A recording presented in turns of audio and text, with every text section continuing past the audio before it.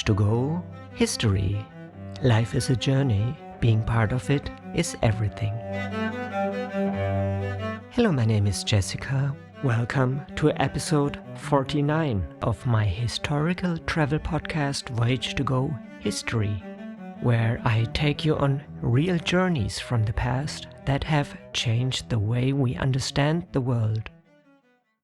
In the true story I'm currently telling, we travel with 17-year-old German Georg Forster, who joined his father on an expedition of Captain James Cook aboard the HMS Resolution in the 18th century. Forster's text was written in 18th century German. I've translated it into modern English to make it easier to follow. His worldview is shaped by the Enlightenment, and from time to time I'll offer additional background and commentary to put things in perspective.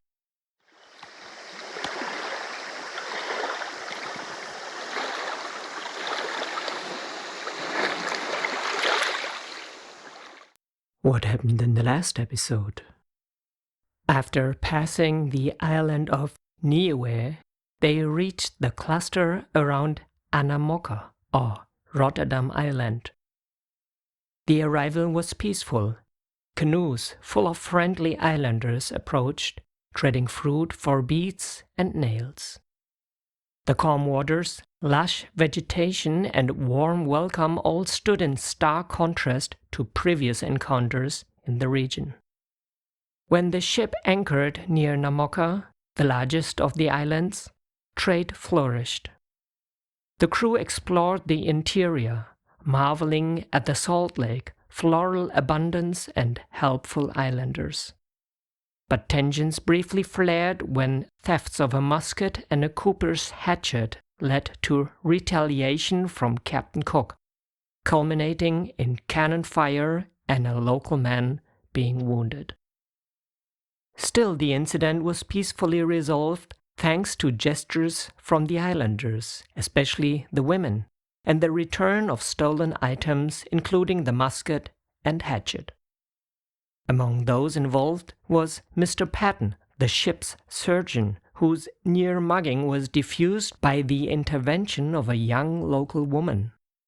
As the episode ended, the crew made final preparations to leave, gathering plants, weapons, and household objects before setting sail the next day.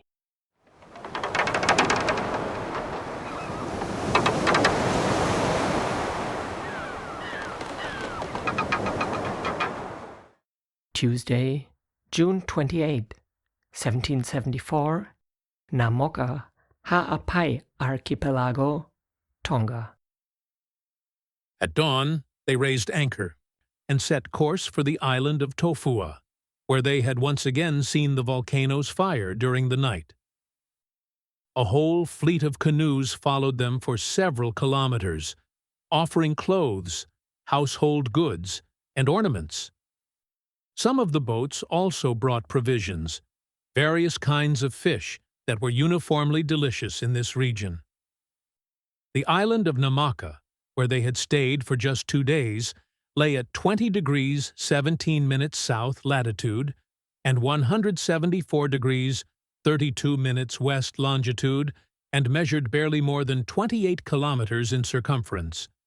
Yet it was densely populated and seemed to be the most important among all the surrounding islands, which were generally well inhabited and extraordinarily rich in vegetation.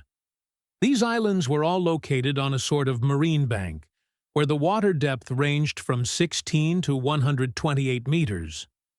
The soil across this bank was likely of similar composition. Namocka, like Tongatabu, was composed of a coral formation covered by a layer of fertile, plant-rich earth. Due to lack of time, they were unable to examine the hill in the center of the island more closely. It would have been worthwhile to investigate whether this elevation differed geologically from the rest of the land, whether, despite now being covered in shrubs, it might have been of volcanic origin, while the rest of the island consisted of coral rock. That the inhabitants had abundant fresh water, thanks to the pond, was a great advantage and put them ahead of the people of Tongatabu in this regard. Nonetheless, bathing did not seem as common here as it was on Tahiti, although, to be fair, the flowing water on Tahiti made bathing far more pleasant than in the still pond on Namocka.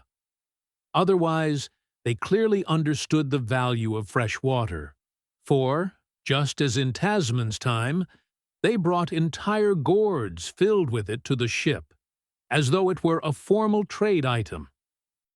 Besides the quality of the soil, this abundance of water likely explained why breadfruit and pomelo trees were more common here, and why all plants grew taller and more vigorous than on Tongatabu. This fertility made agriculture easier in many ways. For example, they didn't need to erect as many fences as their neighbors, although such enclosures had not entirely disappeared. The long avenues of breadfruit trees, with lush green grass beneath them, rivaled the most fertile regions of Ehua. Tall, climbing plants formed dense, leafy archways over some paths and bore beautiful, fragrant flowers. A gentle hill here, a group of houses or trees there, and from time to time an inland lake, all together created a striking landscape, made even more vivid by the visible prosperity of the inhabitants. Around the houses, chickens and pigs roamed freely. Pomelos were so plentiful that no one bothered to gather them anymore, even though large numbers of overripe fruits lay beneath nearly every tree. The huts were all filled with yams. Everywhere one looked, there were signs of abundance, a sight that made one forget every hardship and every care. Such joyful scenes had special meaning for Georg, as these impressions usually came only after the hardships of a sea voyage. The more difficult the journey had been, the more beautiful these places seemed to him. So one could hardly blame Georg for never tiring of describing the impression these places left on him. After all, who doesn't enjoy talking often about things they love? Mr. Hodges had made a drawing of a landscape on this island, which was later engraved in copper for Captain Cook's voyage. It showed a farmstead and its surroundings in remarkable detail. The inhabitants of this beautiful place were in no way different from those of Tongatabu and Ehua.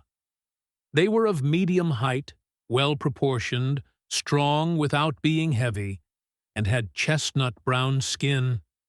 Their language, boats, weapons, household items, clothing, tattoos, the way they trimmed their beards, the powdering of their hair, their entire appearance and customs matched exactly what Georg had observed on Tongatabu. Only one thing stood out to him. During their short stay on Namocka, they noticed no clear social hierarchy. On Tongatabu, by contrast, subordination was plainly visible and expressed through gestures of respect toward the king that came close to servitude. On Namocka, they found no one who visibly exercised authority over others, unless one counted the man the sailors had dubbed the customs inspector, because he inspected every canoe that approached the ship. The woman who had the stolen items retrieved also seemed to wield some influence. Georg and his companions believed that Patton's helpful rescuer likely belonged to a higher social class. She was, after all, the only woman on the island who wore her hair long.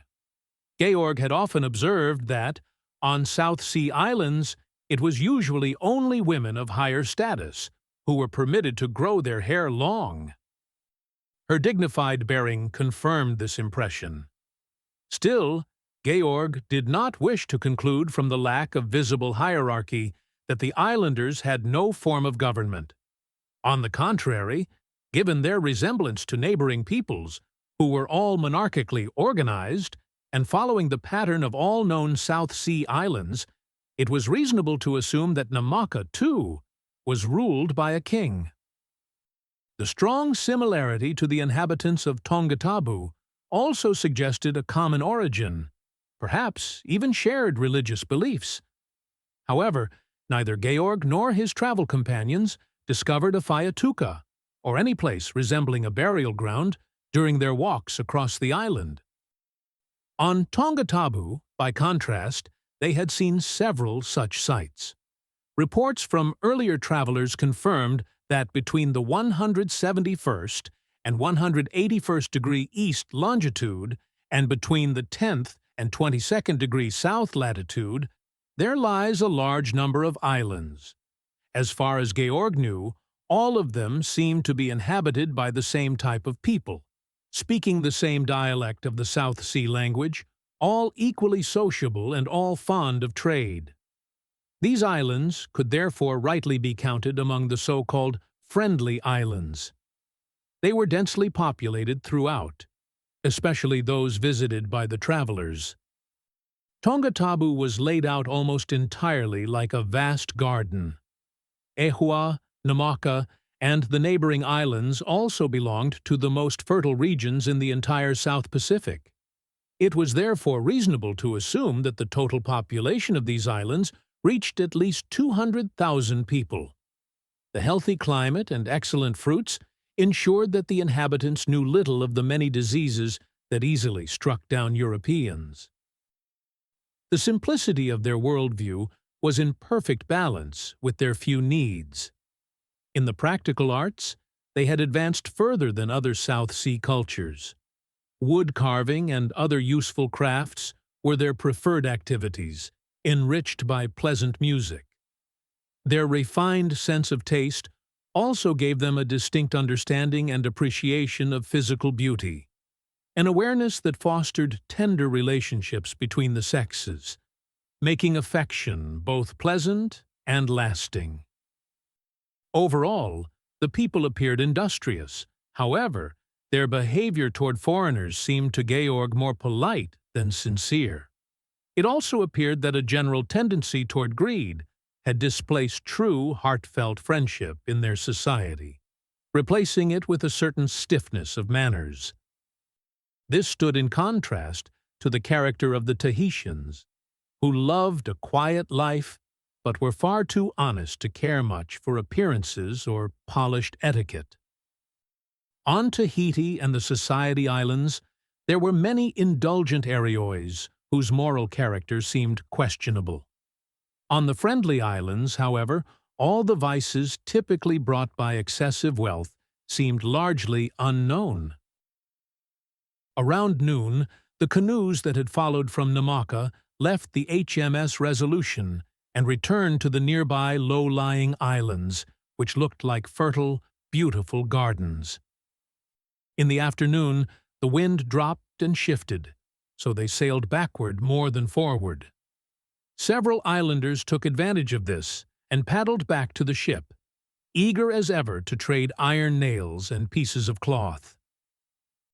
Toward evening, so many canoes had gathered that they resembled a small fleet, and trade on both sides continued with the same enthusiasm as in the morning.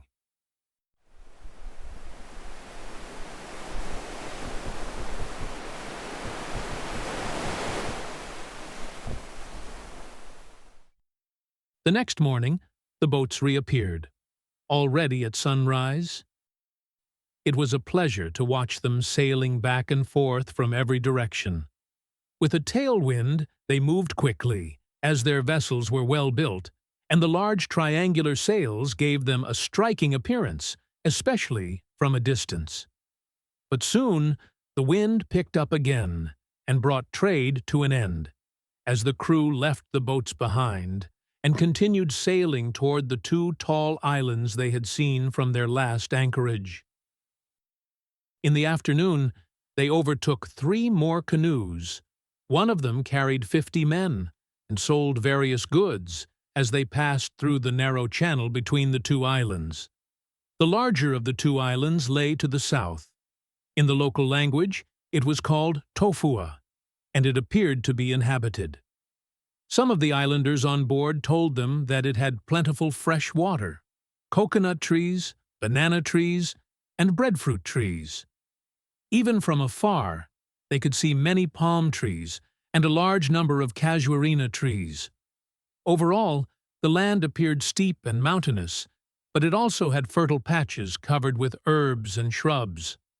Along the shore, particularly on the side facing the other island, the rocks looked lava-like, and the beach was covered in black sand.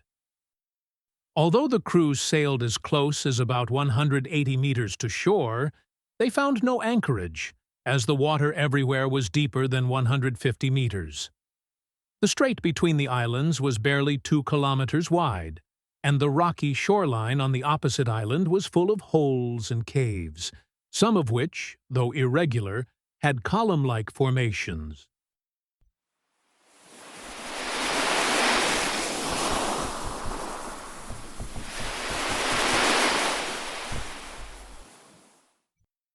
Due to the hazy weather, the actual summit of the island was not clearly visible, but a column of steam was rising unmistakably. From one side of the channel, it looked as though the smoke emerged from the far side of the mountain. From the opposite perspective, however, it appeared to rise from the side they had just left.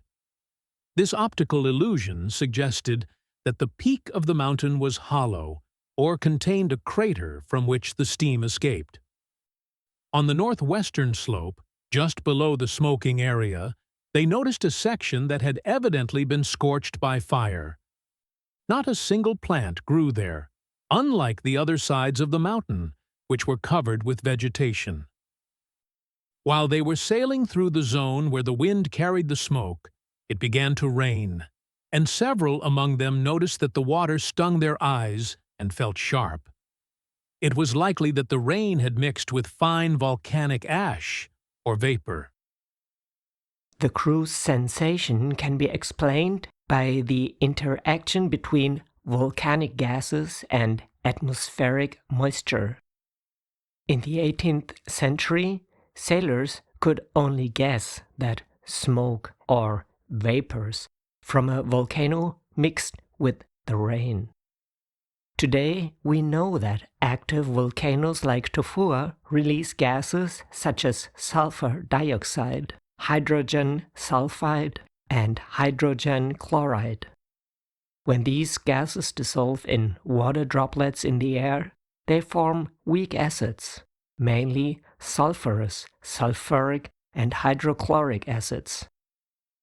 If rain falls through such a volcanic gas plume, the droplets become acidic enough to irritate skin, eyes, and mucous membranes, producing a sharp, burning sensation. The same chemical reactions also explain why vegetation is scorched on the slopes where the gas plume regularly settles. Acidic fallout damages plant tissues and prevents growth. Thus, what the sailors perceived as a biting or burning taste was an early, intuitive encounter with what we now call acid rain, caused directly by volcanic emissions. A strong south-southeast wind soon drove them so quickly away from the island that they were unable to make further observations of the volcano, not even from a distance, due to the lack of a suitable anchorage. This was all the more regrettable, as such phenomena play a significant role in shaping and transforming the Earth's surface. They now sailed west-southwest. On that course, they sighted land the next day, July 1st, around midday. Judging by their route, it was likely a place that no navigator had yet recorded. All the more curious, they headed toward it and approached quite close before nightfall. But because of the surf ahead, they had to tack all night against the wind to avoid danger. Soon after darkness fell, they saw various lights on shore, a sure sign that the island was inhabited. The next morning, they approached the coast again and rounded the eastern point. The island was about 11 kilometers long and consisted of 2 gently rising hills, covered, like the rest of the island, in forest. At one end, the land tapered into a low point, where they spotted a pleasant grove of coconut palms and breadfruit trees, under which several houses stood. A sandy beach formed the outer coastal strip, and this was protected on the eastern side by a coral reef, about 800 meters offshore, stretching almost 3 kilometers out to sea on both ends. It didn't take long for 5 dark-skinned men to appear on the reef, armed with clubs and watching them intently. But when they launched a small boat to allow the pilot to scout a passage through the reef, the men quickly paddled their canoe back to the island. The pilot passed through the gap and followed them to shore, where about 30 people had gathered. 10 or 12 of them were armed with spears. Nevertheless, they cautiously dragged their small canoe into the forest, and the moment the pilot stepped ashore, everyone fled. He left some nails, a knife, and a few medals on the beach for them, and returned to the ship with his report. The passage through the reef was unfathomably deep, but within the lagoon, the water was far too shallow. In the harbor, he had seen more than a dozen large sea turtles swimming, but lacking harpoons and the necessary equipment, he hadn't been able to catch a single one. So they hauled the boat back aboard and abandoned the hope of collecting plants on this island. As they departed, they noticed several large coral formations on the reef, rising about 4.5 meters above the water. These were pointed at the base and broad at the top. Whether an earthquake had lifted them from the sea, where they must have formed, or whether another cause was behind this phenomenon, Georg could not say. A few kilometers west of this island, they found a large circular coral reef, and inside it, a lagoon. The pilot's report of so many turtles led them to believe some might also be found here. That afternoon, 2 boats were sent out to hunt, but they returned completely empty-handed. Not a single turtle had been spotted. The boats were brought back on board, and they left this newly discovered land before sunset. They named it Turtle Island. It lies at 19 degrees 48 minutes south latitude and 178 degrees 2 minutes west longitude. From there, they continued sailing west-southwest with a steady trade wind by day and lay to at night. On this route, the usual escort of birds was absent. Only occasionally did they see a booby or a frigate bird. Still, the fine weather, the yams from Namocka, and the hope of making new discoveries in this unexplored part of the South Sea kept Georg and his companions cheerful and content. On July 9th, when they had reached about 176 degrees east, longitude on the 20th parallel south, they changed course and headed northwest. The fresh, steady wind continued without interruption until the 12th. On the 13th, however, it began to weaken, and light rain fell both morning and evening. That day marked exactly 2 years since they had left England, and the sailors didn't miss the chance to celebrate it in their usual way, with full glasses. For that occasion, they had saved a bit of their daily ration of brandy and resolved to drown all sorrow and worry in grog, the true sailor's drink of forgetfulness. One of them, something of a religious enthusiast, had even composed a hymn for the occasion, just as he had the year before.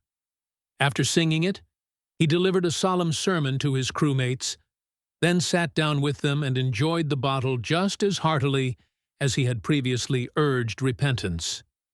In the end, he fared just like the others with sin. It overcame him.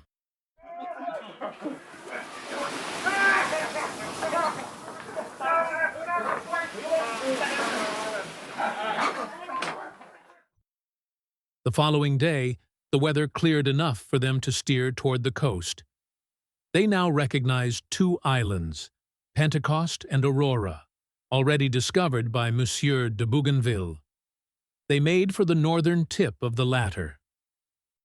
After spending 2 years visiting known islands in order to correct the mistakes of earlier explorers and to refute outdated reports, they now began the 3rd year of their voyage by exploring an archipelago that the French navigator had only briefly glimpsed, due to the poor condition of his ships and a complete lack of provisions. This final year of their journey would prove especially fruitful in terms of new discoveries, and would more than make up for the 2 years that had come before. Not that they had any complaints about those years, for even on the islands already known, their predecessors had left much unexplored, especially concerning the people and their customs, which should be the main interest of every philosophical traveler. But since what is new is generally most valued, the following account of the last stage of their voyage would surely be of particular interest and entertainment.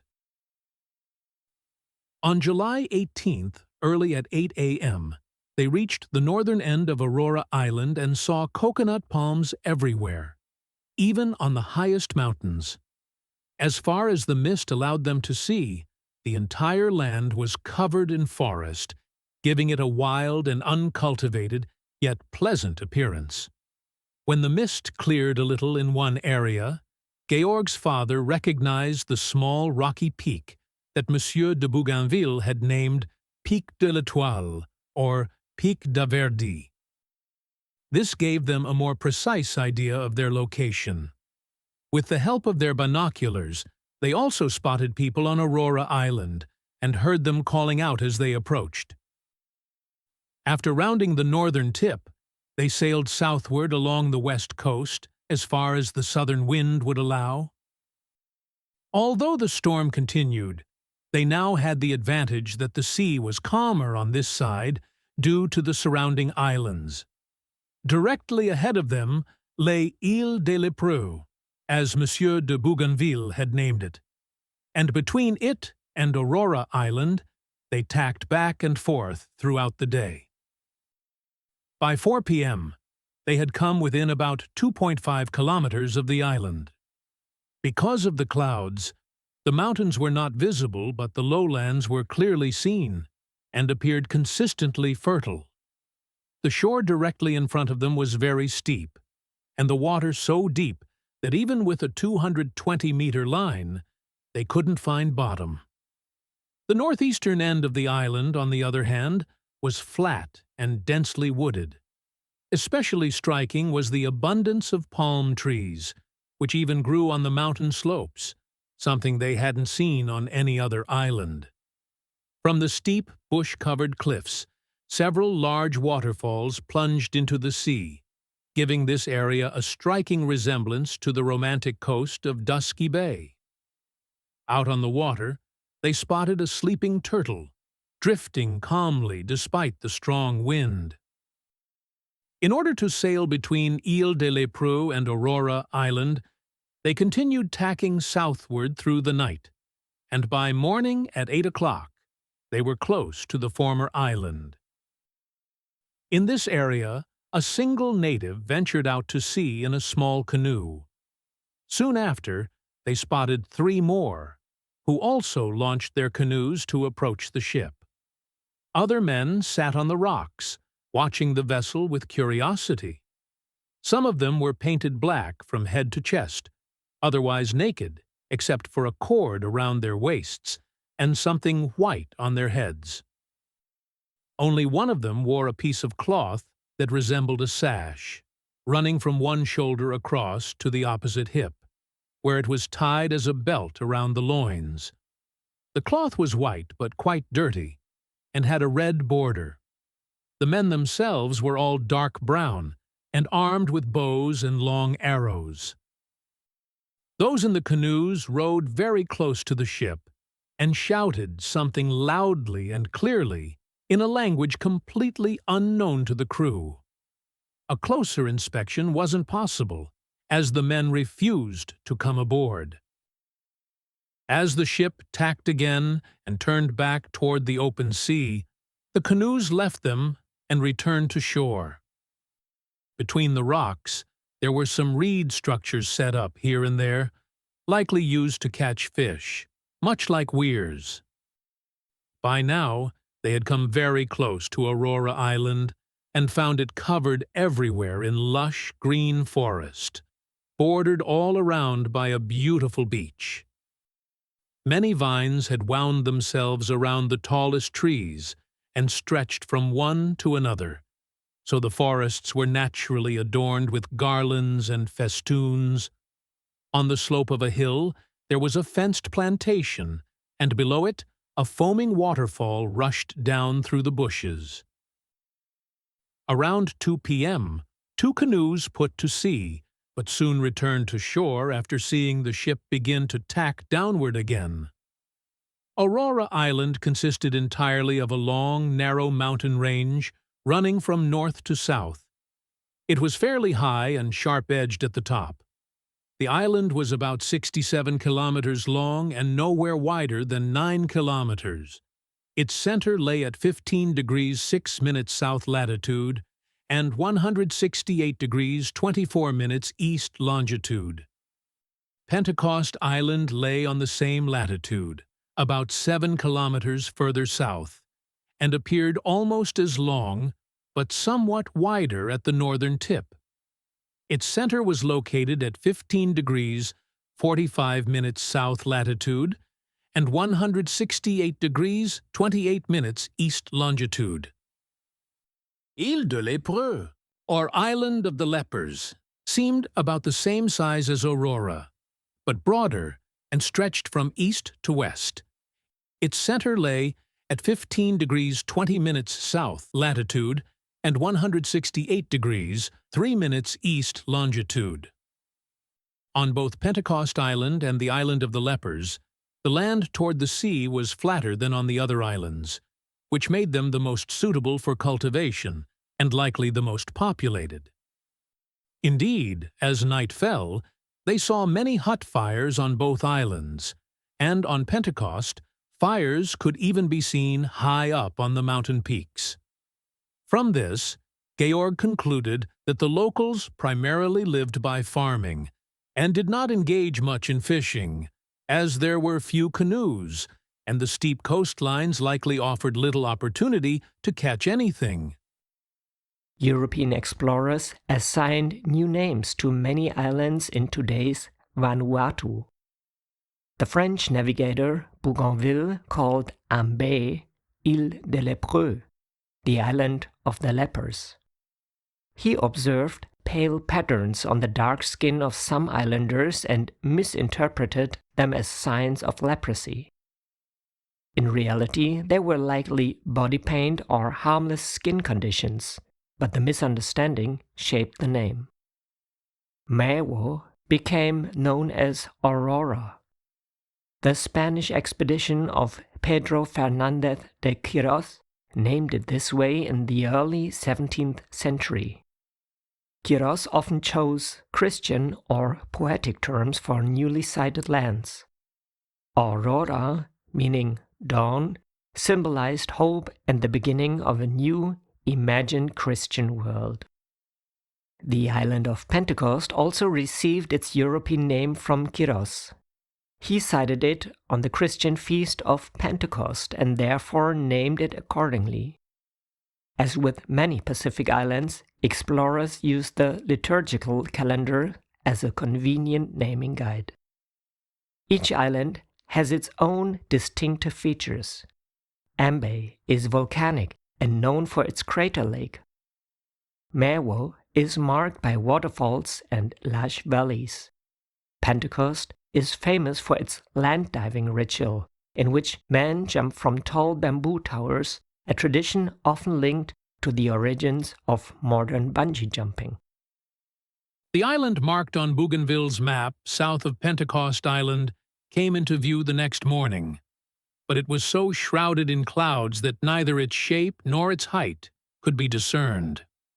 Throughout the day, they had to struggle against the wind, though the storm had already begun to subside.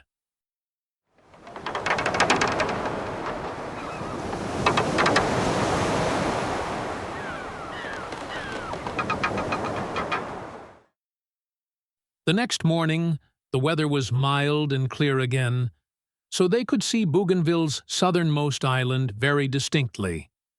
Between it and the southern tip of Pentecost Island lay a passage about 11 kilometers wide. A long, flat peninsula extended from the southern island far out into the sea toward the east. The northern coast, on the other hand, was steep directly at the water, but then gradually sloped up toward the inland mountains. Beneath the clouds covering the peaks, they noticed denser masses that looked like smoke and seemed to come from a burning mountain. This island was about 13 kilometers long. Its center lay at 16 degrees 15 minutes south latitude and 168 degrees 20 minutes east longitude.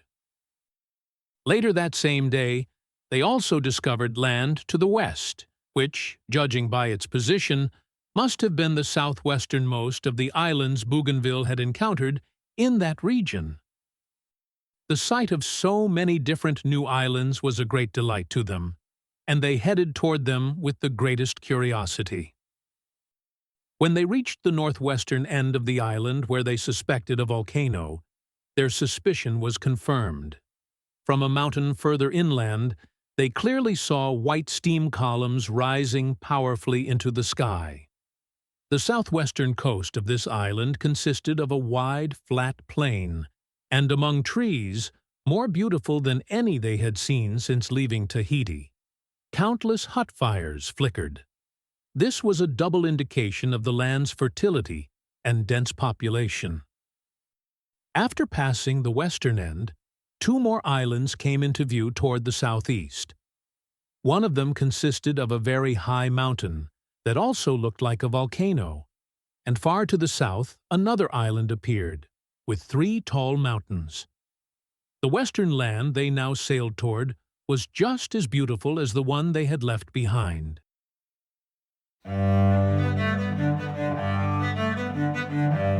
That brings us to the end of episode 49 of Georg Forster's journey around the world aboard the HMS Resolution under the command of Captain James Cook. A map with the key locations from this episode is linked in the show notes. If you'd like to see how these places look today, visit my YouTube channel, Voyage to Go, where I trace Forster's path and explore the echoes of history in the present day. Make sure to subscribe so you won't miss the next part of our expedition. If you enjoy the podcast and want to support my work, you'll find a PayPal link in the show notes. The journey continues, and I'd love to have you along for the next chapter. Because life is a journey, being part of it is everything.